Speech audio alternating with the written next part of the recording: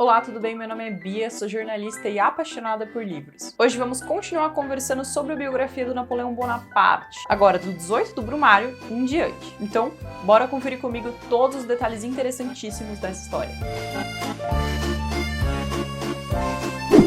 Em 1799, Napoleão tinha acabado de voltar do Egito para encontrar uma França totalmente desestabilizada, com ameaças estrangeiras a todo tempo e um governo totalmente desinteressado. A inflação estava fora de controle e os gastos públicos também. Ficou claro que o diretório, formado por 5 representantes eleitos pela Assembleia, era em sua maioria ineficiente e corrupto. Como falamos no último vídeo, diante disso, o próprio Napoleão pensou em se candidatar para ser um dos diretores, mas ele não tinha idade suficiente, ele tinha 30 e a idade mínima exigida era 40. Ainda assim, o povo via Napoleão como uma espécie de protetor da França, isso pelas batalhas e vitórias que ele teve, além das suas fortes convicções. Um desses diretores, o Sieyès, aconselhou Napoleão a não deixar essa oportunidade passar e, juntos, começaram a tramar uma subida ao poder. Os admiradores de Napoleão imprimiram panfletos que foram distribuídos por Paris inteiro.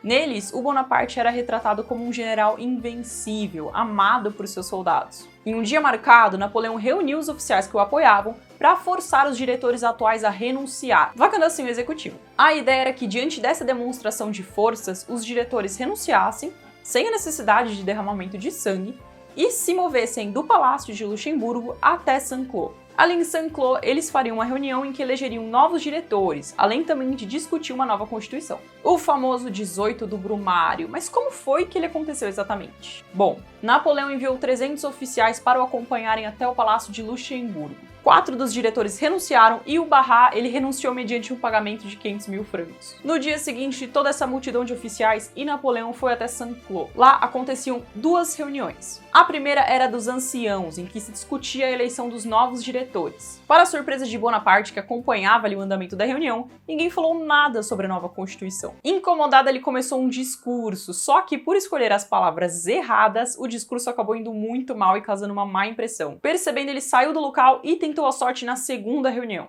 Essa era a reunião da Assembleia, o Conselho dos 500. Ali, os jacobinos quase o mataram, arranhando seu rosto e chegando para cima dele. Ele teve que fugir aos gritos de matem o ditador. Nem mesmo Luciano, seu irmão, que era presidente do Conselho dos 500, conseguiu conter o tumulto. Em um gesto bastante dramático, na verdade, ele começou a tirar a toga e a sua insígnia, já que ninguém estava escutando. E o gesto teve a reação esperada. As pessoas todas ficaram prestando atenção no que ele ia fazer. Agora, com a atenção dos presentes, ele mandou um pequeno recado para Napoleão, dizendo que ele tinha 10 minutos para agir. Napoleão, na verdade, queria convencê-los por meio dos discursos, por meio ali da sua força de liderança, não teria que ir lá e tomar as coisas à força.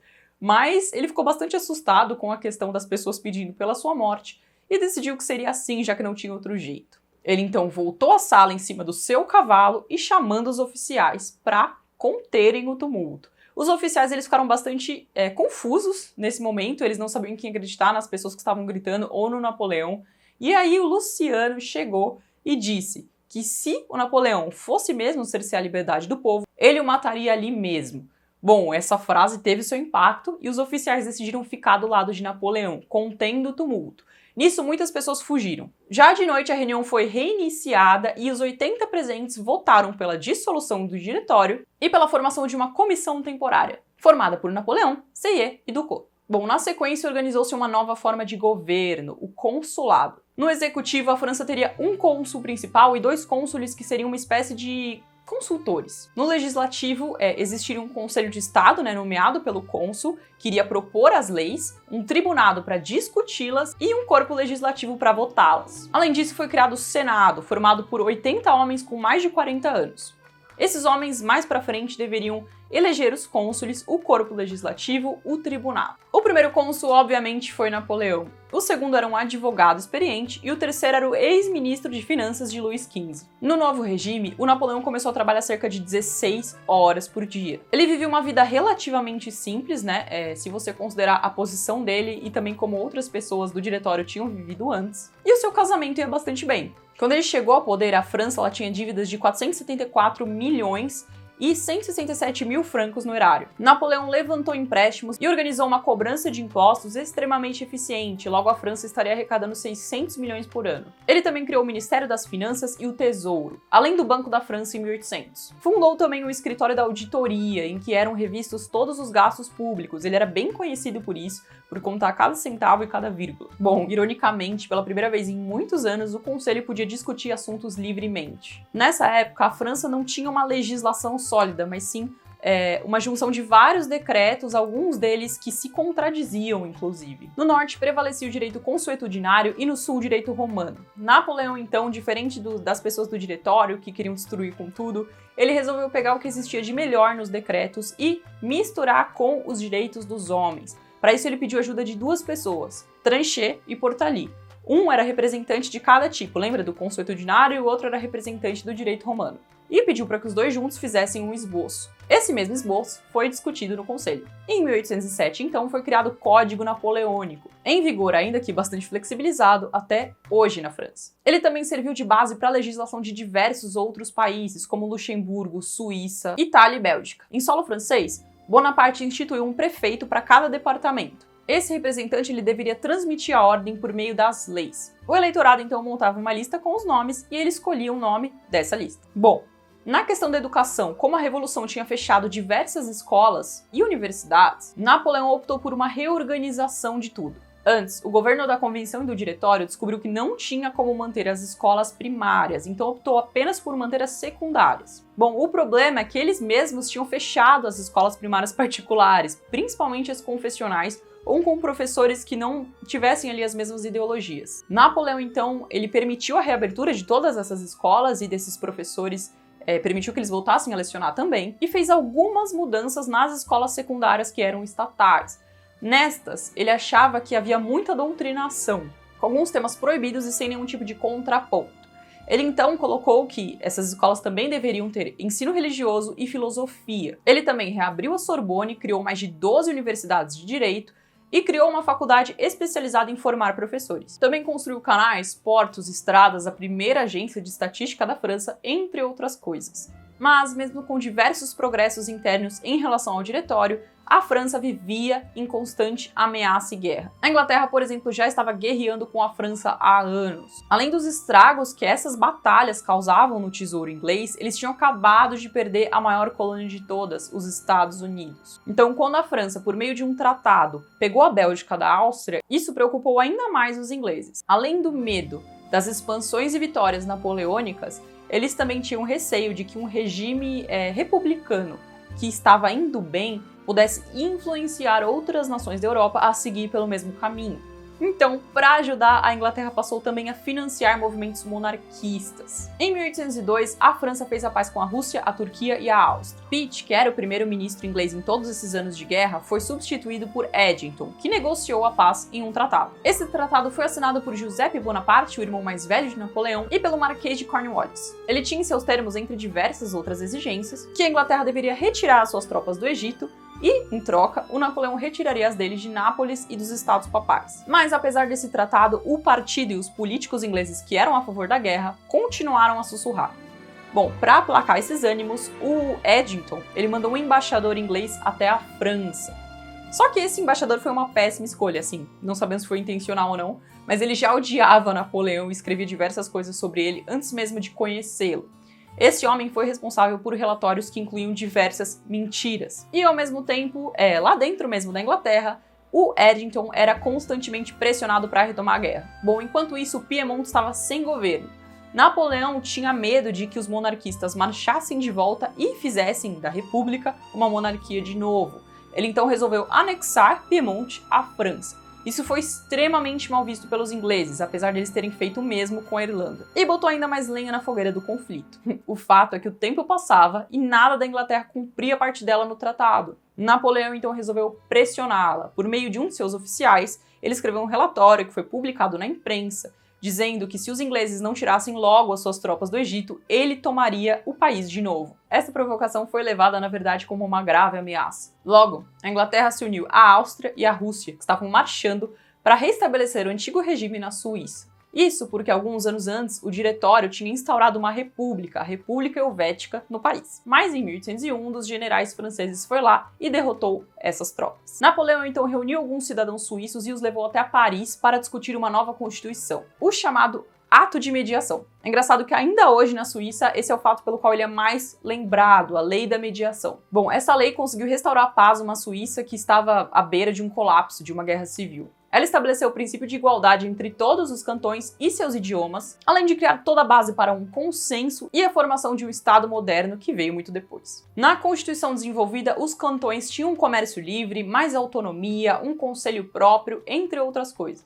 Mas, como o rei inglês queria já acabar com o contrato, a Suíça pareceu um ótimo pretexto. Por trás dos holofotes, as maquinações aconteciam a todo vapor. O autor ele aponta que existem indícios de que os ingleses chegaram a financiar atentados contra a vida do Napoleão. Em uma dessas ocasiões, um espião do Bonaparte ele se infiltrou nessa rede, monarquista, e o Duque de Enghien, que seria, na verdade, o herdeiro Bourbon, ele trocava correspondências com oficiais ingleses que davam dinheiro a ele para participar de toda essa maquinação. O espião chegou a discutir com esse inglês qual seria a melhor forma de assassinar Bonaparte. Bom, é claro que tudo isso resultou em um julgamento para todos os envolvidos, incluindo o Duque, e todos eles foram fuzilados. Mas ainda que tenha conseguido conter esses atentados, a instabilidade interna e externa da França começou a preocupar muito Napoleão. Isso porque, se ele tivesse que se ausentar por muito tempo em campanha, o que ele encontraria quando voltasse? Assim, para legitimar e fortalecer o seu governo, decidiu transformá-lo em um império. O uso do título de imperador deveria indicar que o seu poder vinha do povo. Então, como em Roma, ele não via uma discrepância entre a república e ser imperador. Afinal, ele seria apenas um homem que exerceria o império a favor do povo. O Conselho de Estado aprovou essa decisão e, por plebiscito, o povo também. A hereditariedade do título também veio com ele, ou seja, os filhos de Napoleão, no caso ele não tinha filhos, mas os seus herdeiros continuariam a ser imperadores da França. E ele foi coroado em uma cerimônia com o Papa e sua esposa Josefina. Para entender um pouquinho melhor os acontecimentos do Império, Cronin traça um panorama europeu da época em que Napoleão era criança. Em 1772, quando ele tinha cerca de 3 anos, Catarina Grande da Rússia e Frederico Grande da Prússia dominavam o cenário do leste. Em suas grandes políticas de expansão, eles chegaram a desmembrar totalmente a Polônia. Quando Bonaparte chegou ao poder, ele via a hostilidade dessas cortes em específico. O Alexandre, que é neto de Catarina Grande, ele foi criado por ela, educado por ela para se tornar um conquistador. Afinal, seu nome não foi sem sentido. O ministro do exterior do governo do Alexandre, o Czartoryski, acreditava que a expansão russa poderia levar a um dia um estado pan-eslávico. E, se o Napoleão tinha conseguido expandir tanto as fronteiras francesas, por que ele não poderia fazer o mesmo? Mas, ao passo que cultivava ali ideias de expansão e grandeza, ele também ouvia diversos conselhos, era muito jovem. E estava sujeito a todo tipo de influência, desde os seus ministros até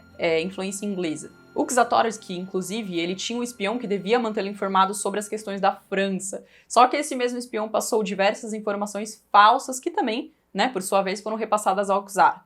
Uma delas é que Napoleão queria invadir a Grécia e a Albânia. Bom, verdadeiras ou não, essas informações serviram para convencer Alexandre a se aproximar ainda mais da Inglaterra. Com Pitt de volta ao cargo de primeiro-ministro inglês, foram oferecidos 1.250.000 libras para cada 100.000 soldados russos enviados por Alexandre. E foi assim que nasceu a terceira coalizão: Inglaterra, Rússia e Áustria. Napoleão então fez seus homens marcharem 650 quilômetros do Reno à Bavária. Em 14 dias, derrotou os austríacos sob o comando de Mack. Parte dessa história você já sabe, se leu Guerra e Paz, do Tolstói. Bom, depois disso, Napoleão e suas tropas percorreram mais 560 quilômetros, ocupando Viena. E, na vila de Austerlitz, quebraram o exército austríaco-russo com uma estratégia ousada. Napoleão fingiu que suas tropas não tinham mais condições de lutar e passou a bater em retirada de uma posição considerada favorável para a batalha. Assim, os inimigos foram atrás dos franceses de maneira totalmente precipitada e se dividiram. Com metade do contingente dos seus inimigos, Napoleão capturou, feriu ou matou 27.000 homens contra 8.000 do seu lado,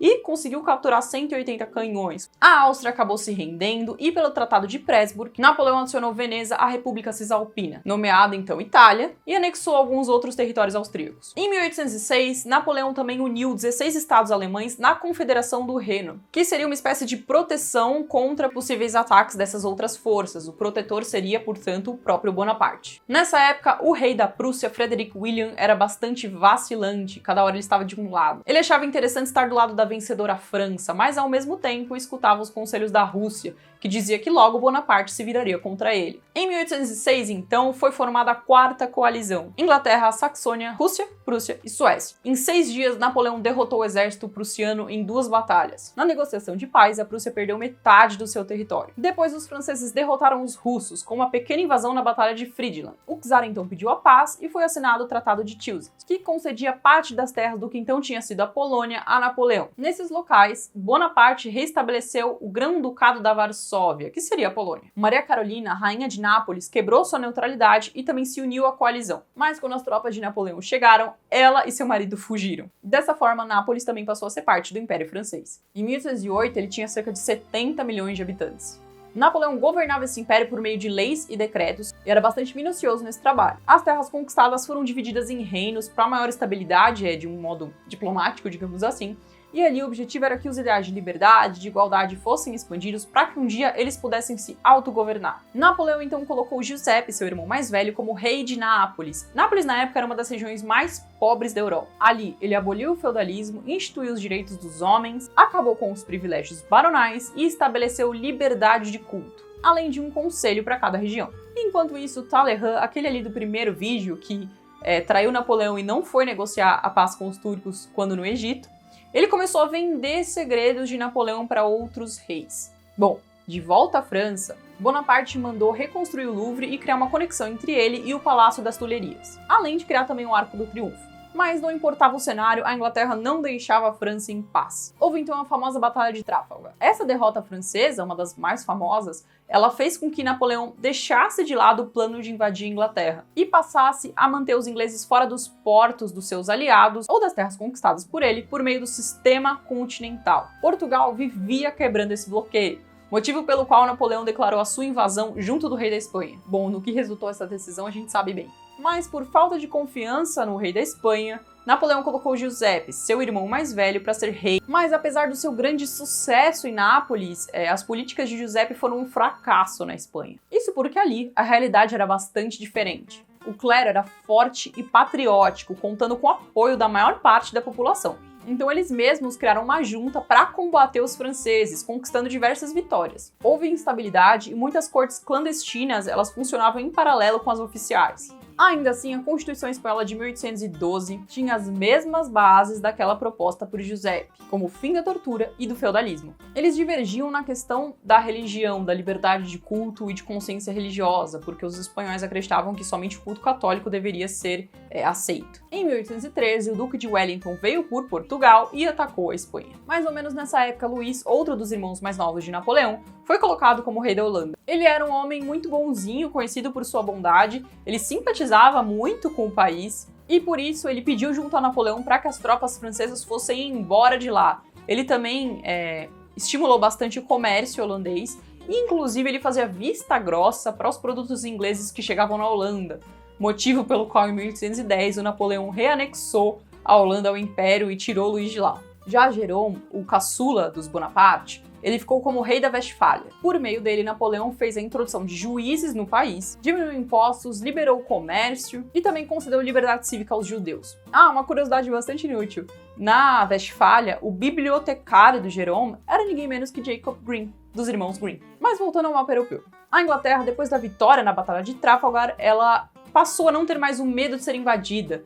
Então, isso fez com que ela se animasse ainda mais e passasse a financiar ainda mais ativamente todos os inimigos da França. Isso fez com que Napoleão buscasse novos aliados. Em 1808, após o Tratado de Paz, ele se encontrou com o czar na Rússia. Essa é outra cena retratada no Guerra e Paz do Tolstói. Aliás, indico muito e logo mais teremos resenhas sobre esse livro aqui no canal. Como a Áustria estava se armando novamente, Napoleão decidiu conversar ali com ele e formar uma aliança.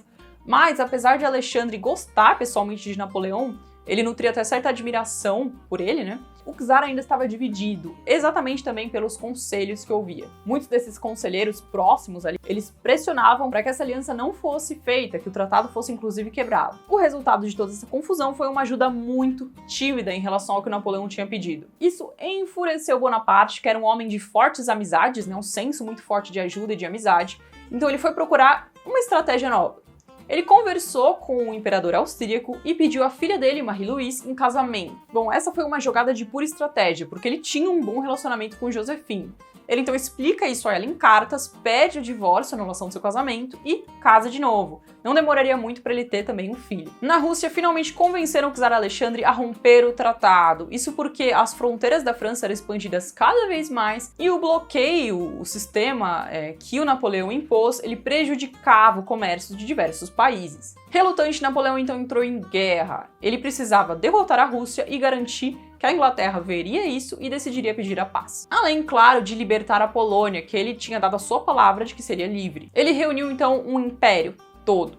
530 mil soldados. O Cronin aponta que é o maior exército desde Xerxes, que lutou contra Esparta. Só a guarda imperial do Napoleão tinha 45 mil homens. O exército russo, o principal do exército russo, era comandado por Barclay. Napoleão queria o enfrentar em Vilna, porém Barclay recuou, juntando-se ao general Bagration. Ainda com a esperança de atacá-lo separadamente em Smolensk, as tropas francesas se depararam com o nada. A fortaleza de Smolensk havia sido abandonada, queimada e todos os alimentos enterrados na neve. Assim, Napoleão decidiu marchar para Moscou com um exército um pouco reduzido, deixando uma parte no Grão-Ducado da Varsóvia. Já na cidade de moscovita encontraram ainda mais destruição. As mangueiras e cabos tinham sido levados embora e a maior parte da população não estava mais lá, com exceção de alguns mujiks que foram armados com tochas e estavam pondo fogo na cidade inteira. Os soldados franceses então sobreviveram de estoques de comida que eles encontraram deixados na casa de alguns nobres. A ideia inicial de Bonaparte, inclusive, era passar o inverno em Moscou, mas os incêndios tornaram a região cada vez mais perigosa. O plano então mudou. Retornar por Smolensk, combater os russos e passar o inverno na Lituânia. Mas como Napoleão tinha ouvido que o rio podia transbordar, ele não quis arriscar seus homens. E, quando as tropas francesas ainda estavam nos arredores de Moscou decidindo qual seria o melhor plano e também esperando uma resposta para as tentativas de negociação de paz, Kutuzov, o comandante russo, atacou Murat. Após esse ataque, Napoleão decidiu que era hora de partir. E no início tudo foi bem. Ele marchou com 90 mil homens e provisões para 20 dias. Encontrou Kutuzov bloqueando a rota e teve que ir pelo norte. Perto da vila de Borodino, voltou pela mesma estrada que tinha chegado a Moscou, lembrando que ela tinha sido totalmente queimada, na neve e no frio. Os cavalos começaram a morrer, o que fez com que a tropa ela abandonasse diversos dos seus canhões porque não tinha como transportá-los. Os 22 graus negativos e a geada foram carrascos para os franceses. Alguns chegaram a ficar cegos e ter o nariz necrosado por causa da exposição o tempo inteiro. Além disso, em 5 de novembro, chegaram 2 exércitos russos novos e descansados a Smolensk. Ao norte, Wittgenstein e ao sul, Tchagov. Cerca de 10 dias depois, Napoleão partiu de Smolensk. Ao norte, Vitor foi enviado para conter o Wittgenstein e ao sul, Oudinot para conter o Tchagov. Ney ficava na retaguarda. No dia 25 de novembro, Napoleão chegou a Berezina. A ponte fora quebrada em 3 locais diferentes e o rio tinha degelado e corria furioso. Os franceses, graças à divisão do exército no Grão-Ducado de Varsóvia e agora na Rússia, e também a diversas perdas que foram acontecendo ao longo do caminho, estavam em uma relação de 1 para 3. Um francês para 3 russos. Um dos oficiais do Napoleão descobriu um trecho do rio que era um riacho raso. Ali, 400 homens trabalharam por 24 horas ininterruptas construindo pontes. Em cima dessas pontes, 40 mil homens passaram. A famosa travessia. 8 mil ficaram do outro lado da margem mesmo, os feridos ou doentes. Curiosamente, Napoleão, em 22 de outubro, ou seja, quase um mês antes de tudo isso, tinha recebido as notícias de que na França, Mallet tinha tomado o governo com a suposta notícia de que Napoleão tinha falecido em guerra e formado um governo provisório. Mesmo sob pressão, Bonaparte manteve essa informação sigilosa até o momento. 5 dias após essa travessia, agora em um lugar com um pouquinho mais de provisões, ele reuniu um conselho de guerra e contou tudo. Seus conselheiros foram unânimes. Ele deveria imediatamente voltar para a França. Assim, Napoleão declarou a retirada e foi embora para a França. Durante a própria retirada, milhares morreram devido às condições. Cerca de 10% do exército invasor conseguiu voltar para a França. Em Varsóvia, Napoleão encontrou com seus aliados e pôde comentar um pouquinho sobre os erros cometidos. Na opinião dele, o que o exército queria conquistar era trabalho para 2 campanhas e não uma, e eles foram afobados. Bom, o autor aponta que, obviamente, tiveram outros fatores que contribuíram para a derrota, não só isso, como o próprio inverno, né? Ele subestimou o poder desse inverno. E a falta de paciência de Napoleão em esperar. Bom, Já na França, o Napoleão encontrou Marie-Louise e seu filho e, mais uma vez trabalhando, restabelecida a ordem, trabalhando do seu estúdio, ele mandou demitir o prefeito de Paris por negligência de deixar tudo aquilo ter acontecido e começou a trabalhar nos orçamentos para o ano seguinte, 1813. Bonaparte pensou que os russos parariam na própria fronteira, mas eles marcharam até Varsóvia. Em 30 de dezembro, os prussianos reforçaram essas tropas russas. Em 1813, declararam guerra à Rússia de novo. Era fundamental para Napoleão, portanto, que os austríacos não seguissem o mesmo caminho. Foram então iniciadas conversas diplomáticas com a Áustria, mas ao invés de tratar com o próprio sogro, ele tinha que tratar com Metternich. Metternich era um diplomata alemão que vinha de família nobre, especialmente de uma região cujos privilégios tinham sido tirados por Napoleão. Ele desgostava pessoalmente de Bonaparte e das suas ideias. As conversas, então, para selar a paz, foram árduas, com o representante mudando as exigências austríacas a cada reunião. Napoleão pediu, então, um conselho em que ele pudesse pessoalmente encontrar com os 4 líderes dessas nações, e ele concedeu. Porém, antes mesmo de acontecer, Metternich já tinha feito um acordo com 3 delas. O autor ele acredita que o Napoleão ele poderia ter aceitado esses termos de paz, mesmo que fossem humilhantes, mesmo que toda a conversa, disposição e trato com alguém que o desprezava. Ainda assim, ele acreditava que Napoleão deveria ter cedido, não pensado no orgulho da França, mas sim no que ela realmente precisava no momento. Preparando-se para a batalha de novo, ele foi até Dresden estudar sua topografia. Usou até da fortuna pessoal para armar novos soldados. Os franceses então enfrentaram os prussianos russos, os austríacos russos e os suecos. Como ele estava em menor número, decidiu atacar esses exércitos separadamente. Essa, aliás, era uma das suas grandes estratégias, como a gente já viu. Partiu de Dresden para a Silésia e enviou Oudinot contra Bernadotte. Mas, enquanto fazia seus inimigos recuarem, recebeu a notícia de que Schwarzenberg descia com uma grande quantia de homens na Boêmia. Napoleão então deixou MacDonald no comando e voltou para Dresden. Lutou por 2 dias e venceu. Derrotou 170 mil inimigos com 120 mil soldados. Mas os seus generais não tiveram a mesma sorte. Oudinot, MacDonald e Vandamme perderam. Como Napoleão odiava guerras defensivas no sentido estratégico da palavra, ele começou a traçar novos planos. Pensou em marchar até Berlim e invadir a Polônia, isolando então os russos. Porém, todos os seus conselheiros militares falaram que a ideia era loucura, porque um passo em falso custaria todo o exército. Vendo então seus inimigos chegarem cada vez mais perto, ordenou que as tropas fossem para Leipzig. Ali era um campo aberto, sem muito espaço para surpresas. Pensou em atacar os austríacos ao sul e os prussianos ao norte. Mas um fator totalmente inesperado mudou o cenário. Seus inimigos passaram a usar as mesmas técnicas criadas por ele, de colocar canhões para formar vãos nas tropas e depois atacar. Ali, Napoleão fez o que ele se negou a fazer em Borodino, usou a sua guarda. Mas, no caso, nem ela foi o suficiente para romper a linha inimiga. Blücher também chegou do norte de maneira inesperada e o atacou pela esquerda. Assim, todas as forças foram obrigadas a lutar ao mesmo tempo. Só que em campo aberto, peso e número contam demais. No dia seguinte, Napoleão viu ao sul o russo Benningsen vindo com 50 mil homens. E ao norte, Bernadotte trazendo mais 60 mil. Assim, ele decidiu se deslocar mais para o norte. Bernadotte atacou e diversos saxões que lutavam com ele desertaram para o outro lado. Novamente ele usou a guarda e dessa vez conseguiu rechaçar essa parte do ataque e também os vira-casaca. Mas enquanto os inimigos estavam descansados, os franceses estavam acabados. Ali também começou a faltar munição. Foi a primeira batalha comandada pessoalmente por Napoleão em que ele recuou. Eles então atravessaram a ponte da cidade de volta. A ordem para Montfort era que depois que todos passassem, a ponte deveria ser queimada. Mas não se sabe por que motivo Montfort nunca apareceu. Os soldados, sem saber muito bem o que fazer, como reagir, eles acabaram queimando a ponte antes do combinado, deixando todo o regimento de Poniatowski do outro lado do rio. Muitos franceses eles tentaram a travessia ou ficaram ali para ser mortos pelo inimigo. A batalha resultou na morte de 54 mil inimigos e 73 mil franceses. Mas apesar disso, Napoleão não achou que aquele era o fim do império. Só que, à medida em que ele recuava, diversas das suas conquistas das terras conquistadas pediam independência. Os Bonaparte eles tinham adotado a França como seu verdadeiro país. Por isso, muitas vezes, eles não entendiam essa lógica. Porém, os países eles já queriam autogoverno, com base nas próprias ideias de liberdade que o Napoleão colocou lá. Além disso, o sistema instituído pelo próprio Napoleão os impedia de ter acesso a diversos produtos que eram de qualidade e muitas vezes mais baratos vindos da Inglaterra. O Napoleão, em uma certa época, até tentou subsidiar a indústria francesa, mas não tinha como. Eram muitos anos de atraso para serem recompensados tão rapidamente. Os estados da Confederação também foram saindo um a um. A Holanda foi correndo para os braços do príncipe de Orange, o norte da Itália foi retomado pelos austríacos. Quando Napoleão ele voltou a Saint-Cloud,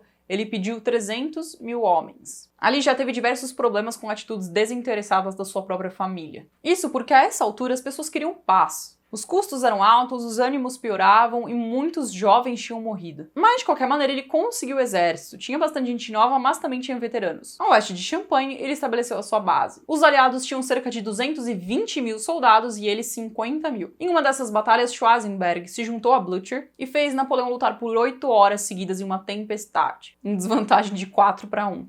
As perdas foram de cerca de 6 mil soldados para cada lado, mas enquanto o inimigo podia arcar com esse número, os franceses não mais. Napoleão então novamente decidiu bater em retirada. No caminho viu quão horrenda era a situação. Ele ouvia notícias de deserção, inclusive de marechais próximos a ele, como Murat, que lutou há tantos anos ao seu lado. E também sabia, a essa altura, que os russos estavam marchando em direção a Paris. Em cartas, ele pedia a Giuseppe para que Marie-Louise, que estava com tuberculose, e seu filho fossem transferidos, garantindo a segurança física deles. Mas mesmo ali na ruína, Napoleão viu uma oportunidade. Achando que a resistência francesa tinha sido acabada, detonada, o Schwarzenberg e o Blücher começaram a bater em retirada. Os franceses então conseguiram alcançar e derrotar ambos. Em 9 dias, Napoleão lutou e ganhou 6 batalhas, e os inimigos então pediram armistício. Como Napoleão queria que eles fossem mesmo embora do território, não concedeu. Tentou então negociar a paz com o imperador austríaco Francisco, desde que o Reino e a Bélgica fossem mantidos. Francisco, aconselhado por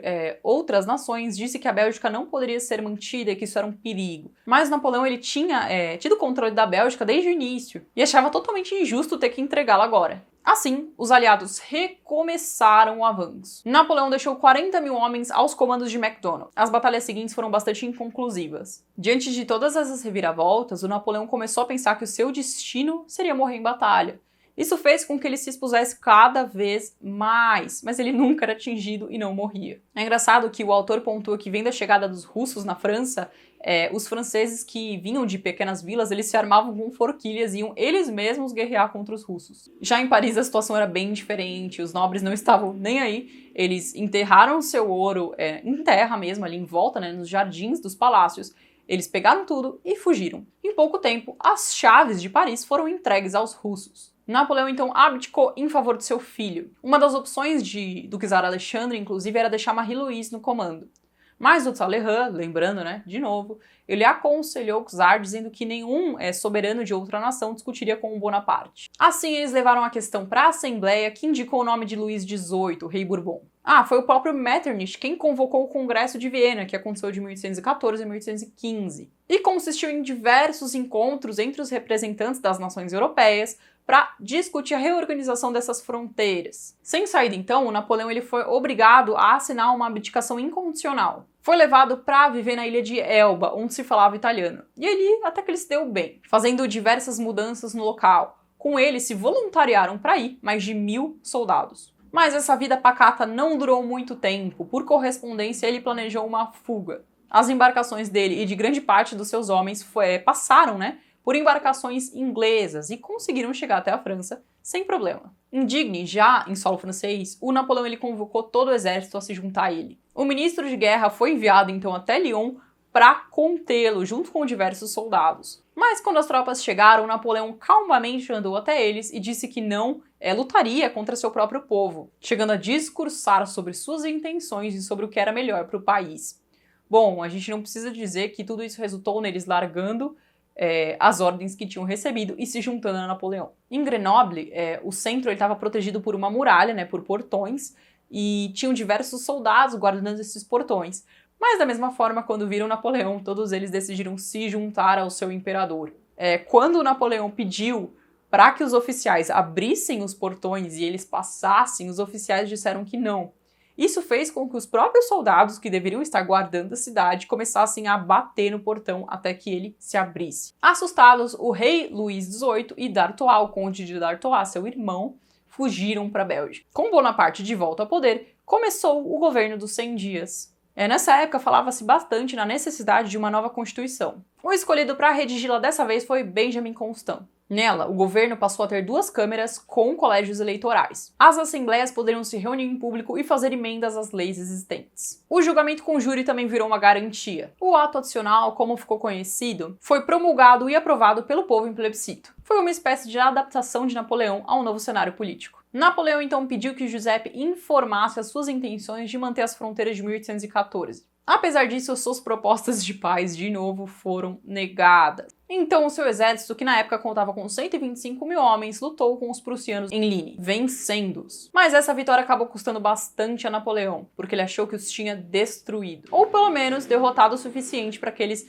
não tivessem mais vontade de lutar. Mas ao invés de voltar, os prussianos aguardaram. Perto de Waterloo, Napoleão quis usar da mesma estratégia de antes, deslocar as suas tropas para poder lutar com uma parte de cada vez. Ignorou o número e a vontade de lutar dos prussianos. Ele então ordenou que o Ney ele atacasse pela manhã e depois partisse para Bruxelas. Mas, talvez com medo da força inglesa, ele esperou, não cumpriu essa ordem. Então Napoleão teve que mandar de novo. Mas nesse momento o Duque de Wellington já tinha trazido reforços, além de ter tomado uma posição privilegiada em um morro. Napoleão então propôs atacar pela centro-esquerda e tomar a estrada principal. A artilharia então abriria caminho e d'Erlon comandaria o ataque principal. Enquanto isso, seu irmão caçula Jérôme entraria pela direita para criar uma distração, tirando-os do centro. Depois de uma hora, Napoleão uniu-se a d'Erlon, mas o Duque de Wellington sabia o estrago que os canhões podiam fazer. Assim, deixou sua cavalaria e infantaria para trás, nas encostas, onde sofreram nada além de pequenas perdas. As tropas de d'Erlon, por sua vez, subiram a encosta com baionetas. A infantaria chegou ao topo e abriu fogo, mas os franceses não conseguiram se posicionar bem, e diversos escoceses caíram sobre eles. Seus lanceiros destruíram os escoceses, mas 5 mil franceses já tinham morrido em batalha até o momento. E foi ali que Napoleão viu as forças de Blücher se aproximando. Como a gente falou, ele errou ao calcular que a última derrota tinha feito eles desistirem. Mas enquanto Napoleão mandou a sua força reserva lutar com Blücher, ele continuou ali atacando. Ney teve diversos dos seus cavalos baleados, mas continuou ali bravamente. Em último esforço, antes que mais prussianos chegassem, o Napoleão enviou o Ney comandando um ataque pelas encostas. Uma hora mais tarde, as temidas tropas prussianas chegaram pela direita. E mais outros 3 regimentos de hussardos se juntaram a eles. Logo, a guarda, que nunca tinha recuado antes, passou a recuar. Enquanto batiam em retirada, ouviu os cantos dos inimigos. Waterloo tinha acabado. Ao voltar para Paris, o conselho tentou convencer Napoleão a dissolver a Assembleia, isso porque ela estava bastante hostil a ele depois de tudo que aconteceu. Ele não escutou e no dia seguinte a Assembleia lhe deu um ultimato, ou a abdicação ou a deposição. Bonaparte, então, abdicou novamente. A chamada Sétima Coalizão marchou até Paris e colocou Luís XVIII Bourbon de novo no poder. Napoleão então foi embora com os ingleses, achando que viveria na ilha. Bom, levaram ele para uma ilha, bem mais distante, na costa africana, a ilha de Santa Helena. Pelos próximos 5 anos, as suas preocupações foram o seu jardim, a falta da mulher e do filho que ele nunca mais pôde ver graças ao seu sogro, e a falta de liberdade, que limitava até onde ele podia passear e com quem ele poderia falar. Morreu ali com 2 amigos próximos que o acompanharam. Alguns apontam até a controversa possibilidade dele ter sido envenenado, mas no livro o autor descarta totalmente essa chance. Ele afirma que ele morreu de câncer de estômago, assim como seu pai. Bom, é isso. Espero que vocês tenham gostado da resenha dessa parte 2. Como eu falei na primeira parte, eu achei muito interessante a forma como o Vicente Crombie constrói essa narrativa, né? Conta a história do Napoleão. Eu não achei ela muito enviesada, nem para um lado, nem para o outro. Mostra bastante essa dualidade da personalidade dele e diversos outros acontecimentos também. Eu só achei um pouquinho confuso a cronologia. Como ele faz? Ele divide os capítulos por temas. Então, vamos supor, o casamento dele com Josephine, a quarta coalizão. E nesses temas ele vai e volta no tempo. Então às vezes fica um pouquinho confuso pra gente entender a ordem das coisas, mas enfim, nada demais, vale muito a pena a leitura. Achei extremamente interessante, é muito detalhada e densa e me surpreendeu bastante. Gostei muito da escrita, também é totalmente acessível. Eu digo densa porque, como eu falo, são muitos detalhes, muitas datas, muitos nomes. Mas eu achei bastante acessível ainda assim, não é nada que você vai ler e não vai entender. Lembrando que eu deixo aqui embaixo os meus links da Amazon, você pode clicar, comprar por eles, ajudar o canal sem pagar nada mais por isso. Não deixe de me seguir também lá no Instagram, @penultimocapítulo, eu posto diário de leitura, posto dicas e muito mais. Comecei a postar também algumas promoções que estão rolando na semana na Amazon. E se você ainda não é inscrito, inscreva-se, ative o sininho também para receber notificação dos próximos conteúdos. comenta o que você achou. Existe outro personagem histórico que merece uma biografia, uma resenha aqui no canal? Deixa aí nos comentários. É isso, e até a próxima!